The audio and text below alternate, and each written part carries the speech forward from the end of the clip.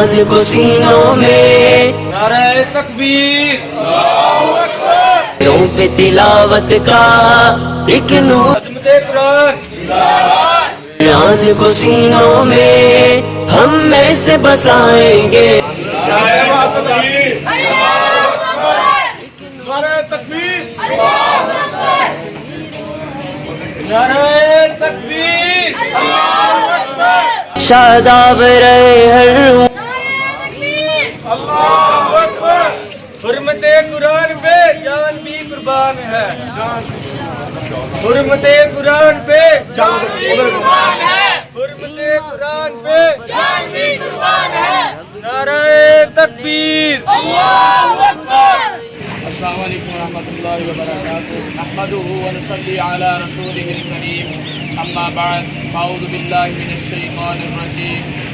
بسم اللہ الرحمن الرحیم. انا نحن نزلنا الذکر وانا له لحافظون. قال النبی صلی اللہ علیہ وسلم خیرکم من تعلم القرآن وعلمہ. دوستوں اور بھائیوں، یہ جامع مسجد ذوالنورین اہل حدیث کے زیر اہتمام اور مرکزی جمعیت اہل حدیث و اہل حدیث سوٹ پوسٹ سٹی و ضلع ساہیوال اور اسی طرح جمعیت طلباء اہل حدیث ضلع ساہیوال کی طرف سے یہ نکالی گئی پرامن ریلی. اس کا مقصد کیا ہے؟ اس کا مقصد یہ ہے کہ کچھ ہی دن پہلے یہ سویڈن کے ملک کے اندر قرآن کی بے حرمتی کی گئی، قرآن کی عزت کو پامال کیا گیا اور قرآن کو نیچا دکھانے کی کوشش کی گئی. اس موقع پر ہم اس بات کی پرزور مذمت بھی کرتے ہیں اور ہم ان کو یہ بتا دینا چاہتے ہیں کہ تم جس طرح مرضی کر لو، جو ہتھ کنڈے مرضی اپنا لو، جس طرح کے مرضی کام کر لو. جب میرے خدا نے یہ فیصلہ کیا ہے کہ اس قرآن کو میں نے اتارا ہے اور اس قرآن کی حفاظت میں نے کرنی ہے، تو تم جو بھی کر لو، تم جو کر سکتے ہو کر لو. تم نے جو طاقتیں آزمانی ہیں آزما لو.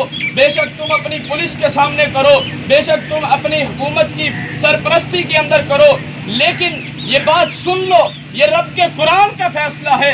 انا نحن نزلنا الذکر وانا له لحافظون، کہ اس قرآن کو میرے رب نے خود اتارا ہے، اس قرآن کو، اس ذکر کو میرے رب نے خود بھیجا ہے اور اس کی حفاظت کا ذمہ بھی میرے رب نے خود اٹھایا ہے. نعرہ تکبیر، اللہ اکبر.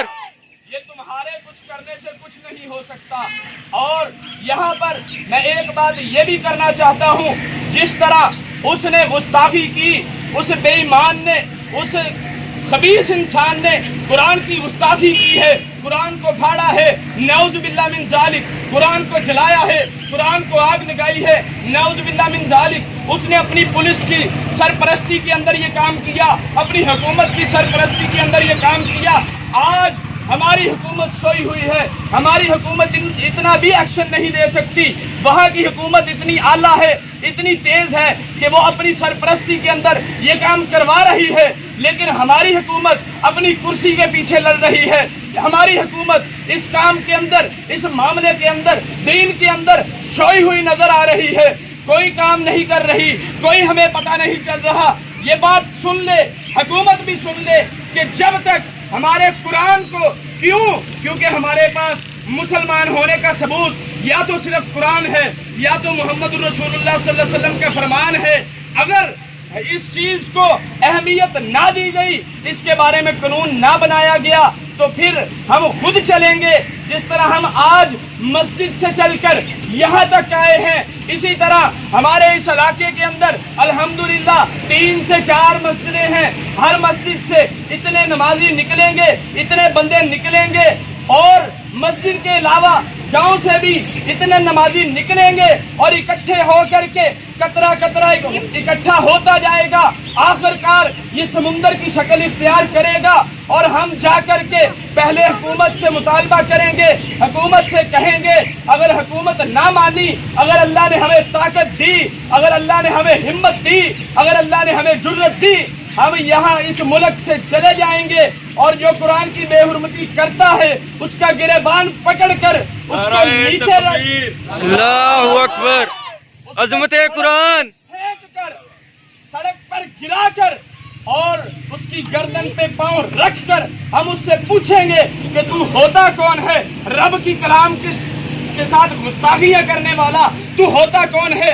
رب کی قرآن کی توہین کرنے والا۔ اور آخر میں حکومت وقت سے یہ پرامن مطالبہ بھی کرتا ہوں، حکومت وقت سے یہ گزارش کرتا ہوں کہ یہ حکومت وقت کا کام ہے، ہمارا کام بعد میں ہے۔ ہمارا کام یہ تھا کہ ہم نکلے، قرآن کے لیے نکلے، فرمان کے لیے نکلے، اور نکل کر ہم نے حکومت سے اپیل کی کہ جو حکومت والے ہیں، جو بڑے ہیں، جو وڈیرے ہیں، جو اکابرین ہیں، وہ اس بات کا نوٹس لے اور ہمیں کوئی رسپانس آنا چاہیے، ہمیں کچھ کر کے دکھائے۔ اگر وہ نہ کرے گی تو پھر یہ ان کی بھی سب سے بڑی غلطی ہے، وہ بھی اس غلطی میں شامل ہو جائیں گے، اور پھر ہم سے جو ہو سکا ہم پھر بھی نکلتے رہیں گے، ہم پھر بھی کریں گے۔ اور آخر میں یہ بھی کہنا چاہتا ہوں کہ یہ جو سویڈن میں یہ معاملہ پیش آیا ہے، ہالینڈ میں یہ معاملہ پیش آیا ہے، ہم اس بات کی پرزور مذمت کرتے ہیں۔ کیا آپ مذمت کرنے کے لیے تیار ہیں؟ اگر الحمدللہ رب العالمین والصلاة موسیٰ والسلام علی رسول الکریم وبعد، ہم مسجد ذوالنورین کے نمازی، ہم پاکستان کی گورنمنٹ سے مطالبہ کرتے ہیں کہ جس طرح سویڈن کے اندر قرآن مجید کی بے حرمتی کی گئی ہے، پاکستان کا جو سفارتی وفد ہے وہ اپنا ریکارڈ احتجاج کروائے، ہماری بات سویڈن کے حکمرانوں تک پہنچائے کہ ان کی پولیس کے سامنے جس طرح قرآن مجید کی بے حرمتی کی گئی ہے وہ اس کا نوٹس لے، اور جس نے یہ کام کیا ہے اس کو پکڑ کر فوری طور پر سزا دی جائے، اس کا سر تن سے جدا کیا جائے۔